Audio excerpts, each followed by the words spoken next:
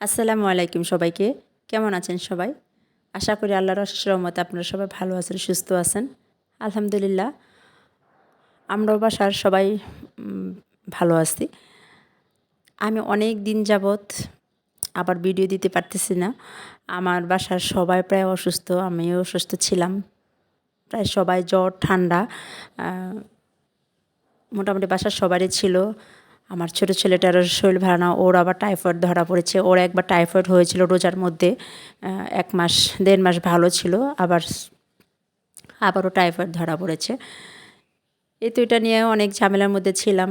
বাসার সবাই অসুস্থ ছিলাম। সেইজন্য আর অনেকদিন ১ সপ্তাহের উপরে হয়েছে আমি আর ভিডিও দিতে পারি নাই। আজকে আমি আমার চ্যানেলে আরেকটা নতুন একটা ভিডিও আপলোড করলাম। আর আমার কণ্ঠ শুনে আপনারা বুঝতেছেনই যে আমার কণ্ঠের কী অবস্থা। আমার কণ্ঠের অবস্থা আরও খারাপ ছিল। ঠান্ডা, কাশি, অনেক কাশি, জ্বর ছিল সবার, বাসার সবারও ছিল, আমারও ছিল। সেজন্য আর তেমন সেরকম কোনো ভিডিও আর আপলোড করতে পারি নাই। আর এটা হচ্ছে আমার ১০ তারিখের ভিডিও, শুক্রবারের ভিডিও। আমি ঢাকা আসছি বড় আপার বাসায়। আমার বড় দুলাভাই আম্মা হজে যাবে। সেই উপলক্ষে আম্মা বড় দুলাভাইকে বিদায় দিতে আমি ঢাকায় আসছি শুক্রবারের ভিডিও ছিল এটা। আর ওনারা শুক্রবারে চলে গিয়েছে। শুক্রবারে রাত্রে ৩টা ৩:৩০ ওনাদের ফ্লাইট ছিল। এই তো ওদেরকে বিদায় দিতে দেখা করতে সবাই আসছে। হৃদয় শ্বশুরবাড়ি থেকেও লোক আসছিল। মোটামুটি সব মেহমানে আসছে বড়পা দুলাভাই আম্মার সাথে দেখা করতে। আমিও আসছি বড়পার বাসায় আম্মার সাথে দেখা করতে, আম্মাকে বিদায় দিতে। আমি আজকে শুধু সাফিনকে নিয়ে আসছি রোহান বাসায়। রোহানের পরীক্ষা ছিল, ওই জন্য রোহানকে আর আনতে পারি নাই। আর আমি একদিনের জন্য আসছি তো, আর সেজন্য আর রোহানকে আর নিয়ে আসি নাই। এই তো বড়পার বাসায় সবাই আসছি আমরা, আমার ভাই ভাবিরা সবাই আসছে।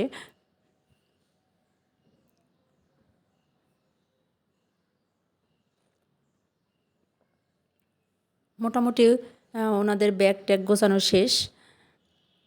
তাও আরেকবার চেক করে নিচ্ছে যদি কোনো বিশেষ কিছু প্রয়োজন পড়ে কিংবা ফেলে রেখে যায়, সেজন্য আবার আরেকবার চেক আউট করতেছে সবগুলো ব্রিফকেস। বড় পাটটা আম্মার, দুলাভাইর সব ব্রিফকেস একবার চেক নিচ্ছে যে যদি আবার কোনো প্রয়োজনীয় জিনিস ফেলে যায়, সেই জন্য আবার চেক করতেছে। মোটামুটি এমনি সব গোছানো শেষ।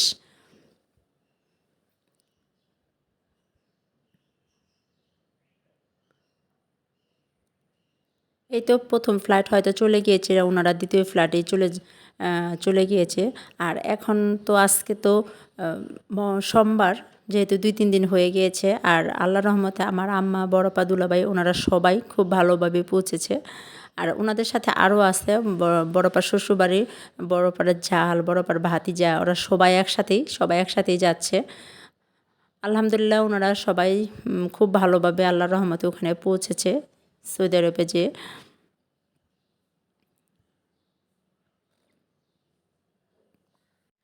আপনারা সবাই আমার বড়পা, দুলাভাই, আম্মার জন্য দোয়া করবেন। ওনারা যেন ভালোভাবে সব কাজ, হজের সবগুলো কাজ খুব ভালোভাবে সম্পন্ন করে আসতে পারে, দেশে ফিরে আসতে পারে। আম্মার খুব স্বপ্ন ছিল হজ করার। আমার আব্বাও হজ করেছিল। তখন হয়তো আম্মা যেতে চেয়েছিল, কোনো এক কারণে আম্মা আব্বার সাথে যেতে পারে নাই।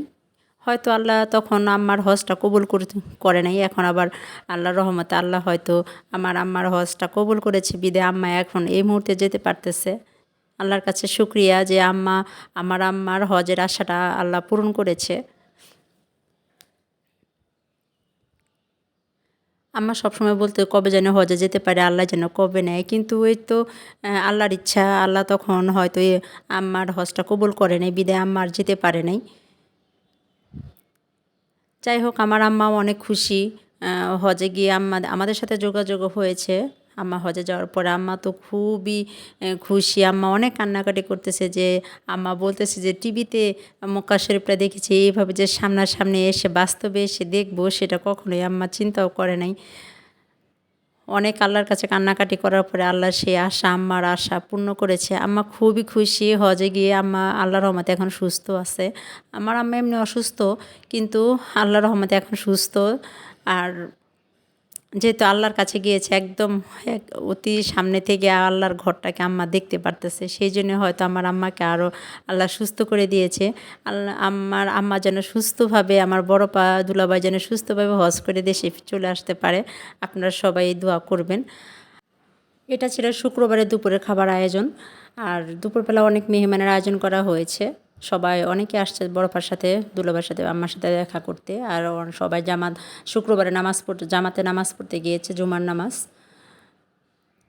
ওনারা আসার আগেই ভাবি বড়পা সবাই মিলে সব টেবিলটা গুছিয়ে নিচ্ছে যে আসার সাথে সাথে খাবার দাওয়া শুরু করে দেওয়া হবে। আর বড়পারা সবাই সন্ধ্যা 7টা-8টার মধ্যে বেরিয়ে যাবে হাজি ক্যাম্পে, যেহেতু 5-6 ঘন্টা আগে হাজি ক্যাম্পে থাকার নির্দেশ দেওয়া হয়েছে। আর ওদের ফ্লাইট হলো 3:30টায়, সেই জন্যই রাত্রে আর আয়োজন করা হয় না। রাত্রে তো ওদের বিদায় নিয়ে একটু ঝামেলার মধ্যে থাকবে সবাই, সেজন্য দুপুরবেলা সবার খাওয়ার একটা আয়োজন করা হয়েছে আত্মীয় স্বজনদের সবাইকে নিয়ে। দুলাভাই একবেলা খাবে আর কি, সেই জন্য দুলাভাই সবাইকে দাওয়াত দিয়েছে। এই তো মোটামুটি চলে আসছে কেউ কেউ নামাজ পড়ে।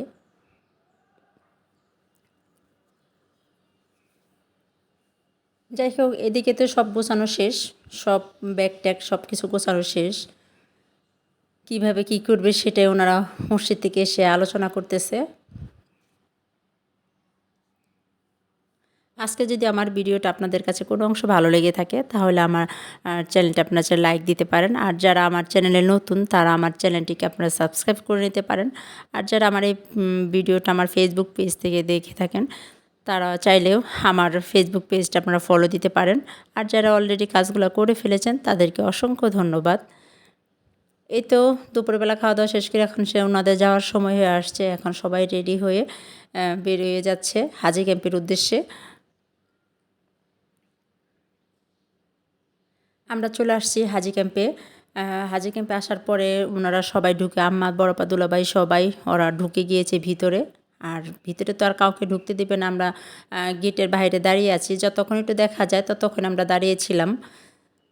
ওনারা যতক্ষণ সামনে ছিল, যখন হাজি ক্যাম্পের ভিতরে একদম ভিতরে চলে গিয়েছে, তখন আমরা চলে আসছি। রাত্রে 10:30-11টার দিকে আমরা চলে আসছি। আর পরে দুলাভাই ফোন দিয়ে বলে দিয়েছে, তোমরা চলে যাও, আর তো দেখা যাবে না, আমরা ভিতরে চলে আসছি, আর দাঁড়িয়ে থাকাও কোনো দরকার নাই, তোমরা বাসায় চলে যাও। পরে আমরা 11:30টার দিকে বাসায় চলে আসছি। আমাদের মতো অনেকেই এখানে অপেক্ষা করতেছিল তাদের আত্মীয় স্বজনের জন্য, না জানি একটু দেখা যায় কি না। আল্লাহ যেন সবার হজ কবুল করে, আমিন। আজকে তাহলে এই পর্যন্তই। সবাই ভালো থাকবেন, সুস্থ থাকবেন, সবাই নিরাপদে থাকবেন, সবাই সবার জন্য দোয়া করবেন, আমরা যেন সবাই সবার পাশে থাকি। আসসালামু আলাইকুম সবাইকে, আল্লাহ হাফেজ।